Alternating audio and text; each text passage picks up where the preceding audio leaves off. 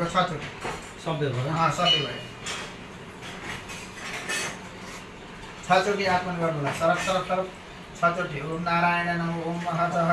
ओम केशवाय नमः ओम नारायण नमः ओम माधवाय नमः श्री कृष्ण भगवान नाम लिँदै भगवानका हरि हरि जप्दै त्यो चाहिँ